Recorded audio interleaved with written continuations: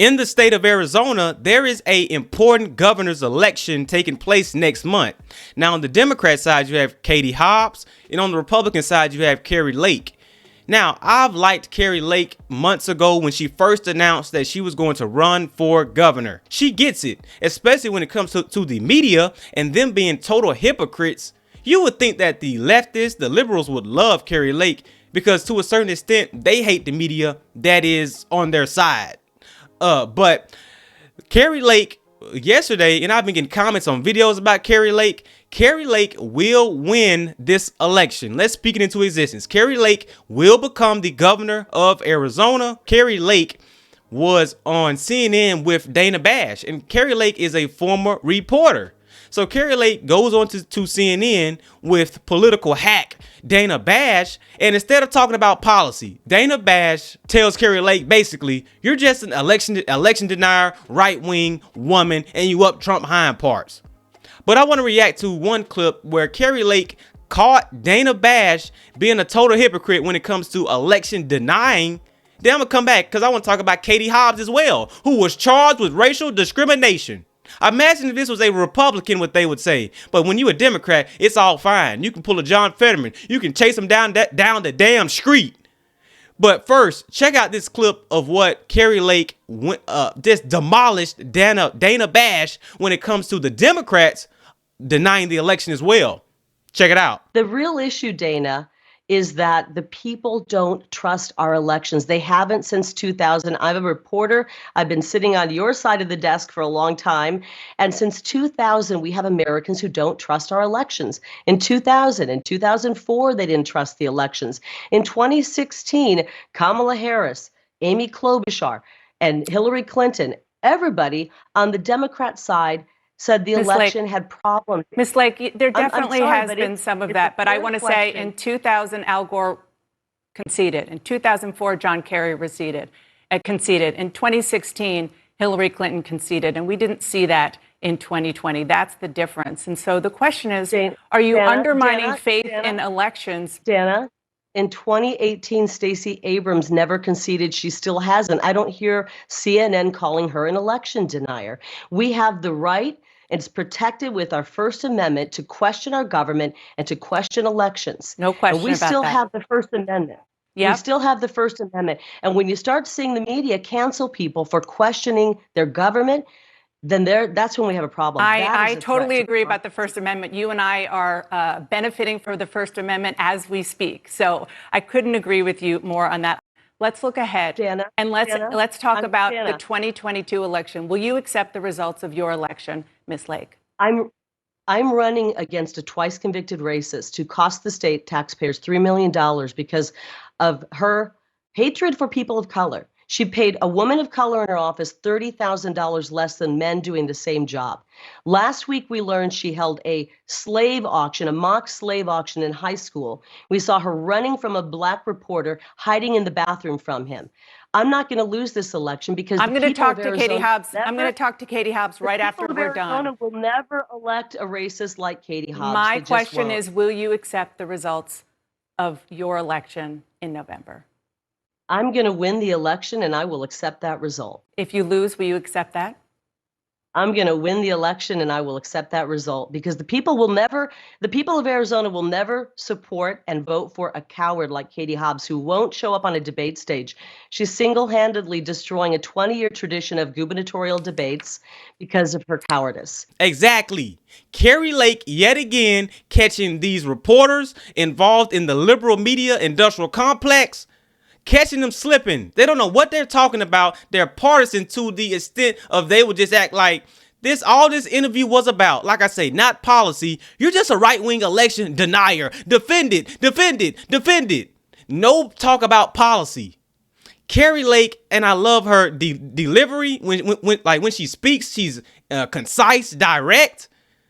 And it leaves these Democrats stumbling because that's how it was many years ago when I thought I was a Democrat. I thought certain things about people, but if you really asked me, I could not defend it in no kind of way. I could not defend it. My mind would go into a fog.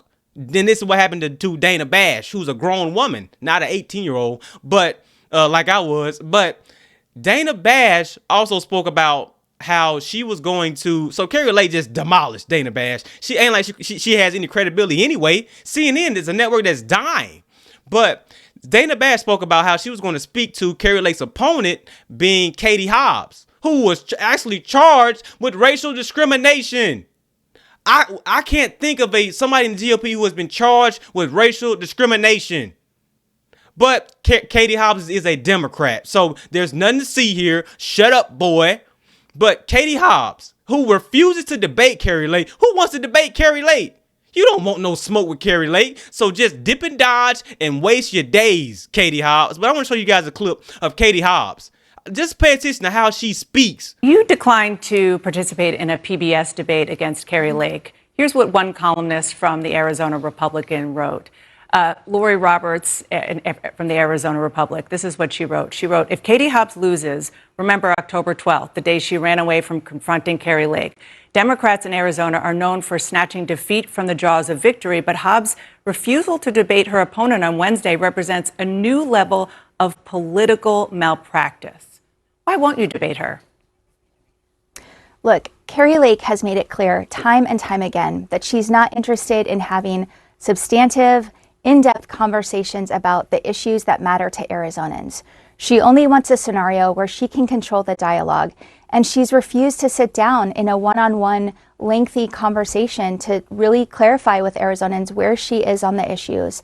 She's the one who's afraid of talking to voters where she's at, and we are doing everything we can to make our case directly to the voters of Arizona. And I guarantee you that when Arizonans who are struggling, when they go to open their ballot, when they're thinking about the fact that they're not sure how they're going to put food on the table, they're rationing their insulin, or they're thinking about having to drive their niece or their sister or their daughter to California to get the health care that they need, they're not going to look at their ballot and say, she just damn came it, and sat Katie down. Hobbs didn't debate her opponent. She just came and sat down with me and answered my questions for a lot of minutes.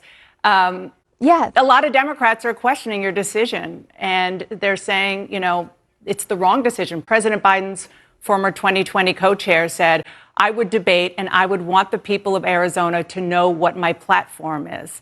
If you think she's as dangerous as you're saying to democracy, is it your responsibility as a candidate who wants to run Arizona to show and explain who their alternative is? That is exactly what I'm doing right now. And there is a lot more ability to have a conversation with you without her interruptions and shouting to do that. And yes, she did sit down with you. She's refused to do that with any legitimate reporter in the state of Arizona and take her case directly to the voters. She's only interested in creating a spectacle. And I guarantee you, people that are struggling in Arizona right now are not making their decisions about whether or not there was a debate between myself and Keri Lake. They're going to make their decision based on the person who understands their struggle and has real solutions to try to fix that struggle. I mean, this lady, Katie Hobbs, when she speaks, it looks like she's reading off a teleprompter. Keri Lake does not represent Arizonans. Keri Lake does not want to do this because of that.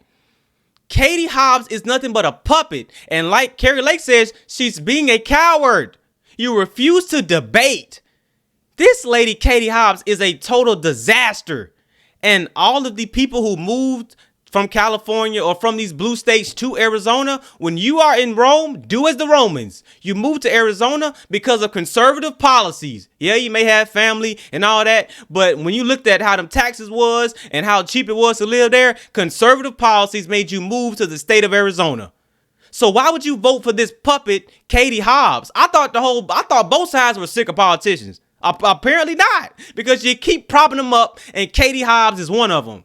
Katie Hobbs is a disaster. I'm going to say it again. A total disaster. Keri Lake has to demolish and beat this hack known as Katie Hobbs. And Mike Pence, who I did a video about up here, Mike Pence and Doug Ducey, they were trying so hard to get Keri Lake out of being the primary winner, but it didn't work. Keri Lake will win. I'm just going to speak it into existence. Let me know what y'all think about this whole situation. I'm not even going to talk about what Katie Hobbs said. Screw what she said. She's a hack. Well, let's talk about Keri Lake. Keri Lake will win. But like I say, let me know what you guys think. Hit that like button. Please subscribe to the channel. This is JC5K. I'll see y'all in the next one.